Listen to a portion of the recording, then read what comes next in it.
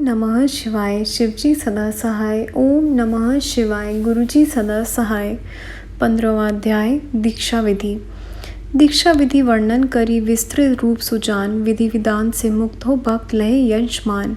श्री कृष्ण जी बोले, हे महर्षि, आप जिन्हें पहले सूक्ष्म रूप से कह चुके हैं, अब उन उत्तम शिव संस्कारों को विस्तार पूर्वक सुनाने की कृपा करें। उपमन्यु बोले, सुनिए। 6 मार्ग शुद्ध कर लेने को संस्कार कहा जाता है, जिससे ज्ञान प्राप्ति एवं पाश बंधन विनाश हो, वह संस्कार दीक्षा कहती है। यह दीक्षा 3 प्रकार की है, शांभवी, शाक्ति एवं मांत्री। शांभवी दीक्षा गुरु दर्शन, स्पर्श, संभाषण आदि से पाप विनाशिनी होती है।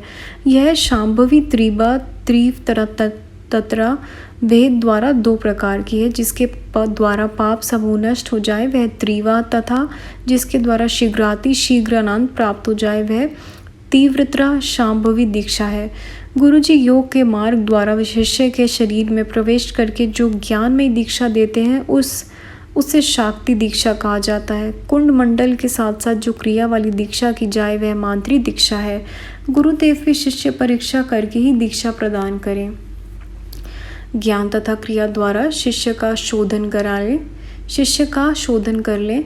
शिष्य भी गुरुदेव को अपने साथ दे, शिव पूजन करे, गुरु संगति में रहे। इस प्रकार अपने गुरु जी के गौरव को बढ़ाने का प्रयत्न करें। शिव ही गुरु हैं और गुरुदेव ही शिव हैं, कभी इसमें भिन्नता न जाने। गुरुदेव की आज्ञा द्वारा ही सभी काम करें। गुरु के सामने आसन पर न बैठे। आसन से गुरु के सन्मुख विरुद्ध बोलना भी पाप है, रौरव नरक होता है। गुरु यदि गुणवान तत्व ज्ञाता है, शिव भक्त है, तो वह परम मुक्तिदायक है। गुरुदेव अपने घर में आए हुए ब्राह्मण वर्ण शिष्य को 1 वर्ष तक तथा क्षत्रिय वर्ण को 2 वर्षों तक एवं वैश्य को 3 वर्षों तक परीक्षण करें। जिन शिष्यों को फटकारा जाए अथवा ताड़ा जाए, फिर भी वह मौन धार कर दुख को अनुभव न करें, वह ही शिष्य सत्पात्र एवं शिव संस्कार योग्य है। स्त्रियों को शिव संस्कार ग्रहण करने में अधिकार नहीं, वह तो पति की आज्ञा पाकर शिव पूजन करें। पतिहीन नारी पुत्र अथवा अन्य किसी से आज्ञा ले लें। कन्या हो तो पिता की आज्ञा ग्रहण करें। 16वां अध्याय शिव भक्ति वर्णन। समया हव्य नामक महासंस्कार विख्यात। उपमन्यु कहे, कृष्ण सुन सुनहु संकल ममता। उपमन्यु बोले, हे श्री कृष्ण जी, जब कोई साधन कराने लगे तब वह प्रथम पवित्र स्थान में जाकर समय हवय नाम का संस्कार करें। उसमें शुभ दिन पुण्य समय प्रथम देख लेवे, वहाँ की सुगंध वर्ण रस आदि द्वारा परीक्षण कर लें। फिर उसी भूमि पर शिल्प शास्त्र कथित विधि द्वारा मनोहर मंडल रचना करें।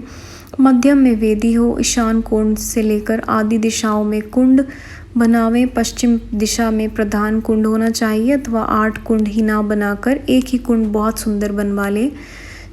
चंदोवा ध्वजा पताका पुष्प मालाओं से उसे शोभित करें। उस वेदी की मध्य में सुंदर मंडप होना चाहिए। फिर चांदी सोने द्वारा ईश्वर का आवाहन करें।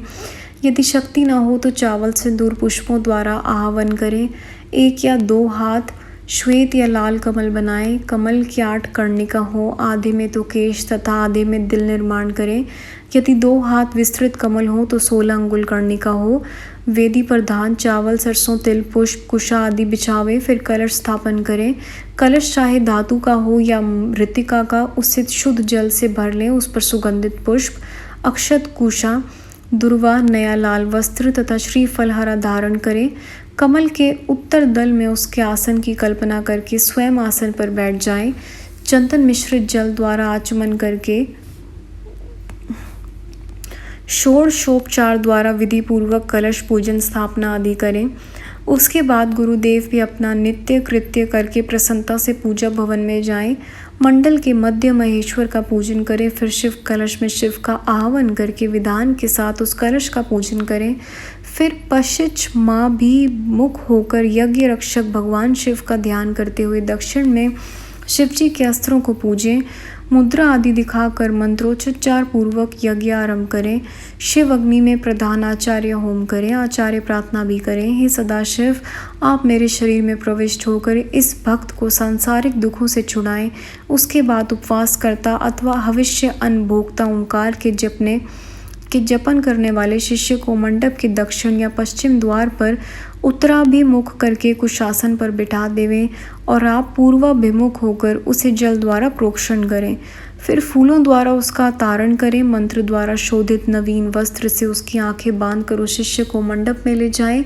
गुरुदेव की आज्ञा पाकर शिष्य शिव की 3 परिक्रमा करें। उसके बाद पूर्व या उत्तर की ओर मुख करके स्वर्ण के साथ पुष्पांजलि अर्पण करें, दंडवत प्रणाम करें। उसके बाद फिर शिष्य का प्रोक्षण करके आचार्य उसकी आंखें खोल दें। शिष्य आंखों द्वारा मंडल का दर्शन करके प्रणाम करें। उस शिष्य को आचार्य मंडल के दक्षिणी और कुशासन पर बिठाएं। स्वयं शिव आराधन करके उसे हाथ से स्पर्श करें और शिव मंत्र का उच्चारण करें। शिव शास्त्र अनुसार प्राणों का विनिर्गम करके शिष्य के शरीर में प्रविष्ट होकर मंत्रों द्वारा तर्पण करें। मूल मंत्र के तर्पण में 10 आहुतियां, अन्य देवताओं के लिए 3 आहुतियां प्रदान करें। उसके बाद 10 आहुतियां आचार्य फिर देवें। उसके बाद महेश्वर का पूजन करके आचमन करें। क्षत्रिय हो अथवा वैश्य, इनका उद्धार करके उनमें ब्राह्मण तत्व को उत्पन्न करें। फिर उससे रुद्र कहकर संबोधित करें। गुरुदेव वायु को नाड़ी द्वारा निकालकर सुषुम्ना नाड़ी द्वारा धारण करें। फिर मंत्रों से हृदय में प्रवेश करें। शिष्य को आसन पर बिठा दें। घट जल में मंत्रों द्वारा उसका प्रोक्षण करें। उसके बाद शिष्य फिर जाकर स्नान करे और शुद्ध वस्त्र धारण करके मंडप में आ जाए। पहले ही तरह गुरु उसे कुश के आसन पर बिठाकर देव पूजन करके करन्यास आदि करें। फिर आचार्य भस्म लेकर शिष्य को स्पर्श करते हुए शिव स्मरण करें। हाथ जोड़कर प्रार्थना करें कि हे देवादिदेव, आप यहाँ चल होकर विराजें। फिर शिव जी के तेज का स्मरण करें। इसके बाद गुरुदेव शिष्य के कान में धीरे धीरे शिव मंत्र का उपदेश करें और शिष्य भी हाथ जोड़कर सुनता जाए। फिर आचार्य की आज्ञा पाकर शिष्य मंत्र उच्चारण करे। गुरुदेव उससे शक्ति मंत्र बुलवा कर मंगलाचरण करें, योगासन की शिक्षा दें। उसके बाद गुरुदेव की आज्ञा से शिष्य शिव, अग्नि तथा आचार्य के पास भक्ति के साथ दीक्षा वचनों का उच्चारण करें। भगवान शिव का तब तक पूजन न कर लें, कभी भी पूजन न करें। इस प्रकार से विधि पूर्वक पूजन करने वाला शिष्य समय नामी गुरुदेव की आज्ञा पालने का अधिकार पा लेता है। इसके बाद करन्यास आदि करके हाथ से भस्म लेकर शिष्य को देवें। अभिमंत्रित रुद्राक्ष भी दें। शिव शंकर जी की मूर्ति भी दें। पूजन, हवन, जपन, ध्यान आदि साधन समझा दें। शिष्य इन सब वस्तुओं को आदर के साथ ग्रहण करें। संगत जी, अध्याय यहाँ समाप्त होता है। गुरु जी, संगत जी, यहाँ तक आने में कैसी भी कोई भी जाने अनजाने में भूल हुई हो प्लीज़ माफ़ करिएगा। अगला अध्याय हम अगली वीडियो में सुनेंगे। ओम नमः शिवाय। शिव जी सदा सहाय। ओम नमः शिवाय। गुरु जी सदा सहाय। Thank you Guru ji, thank you संगत जी। जय गुरु जी महाराज।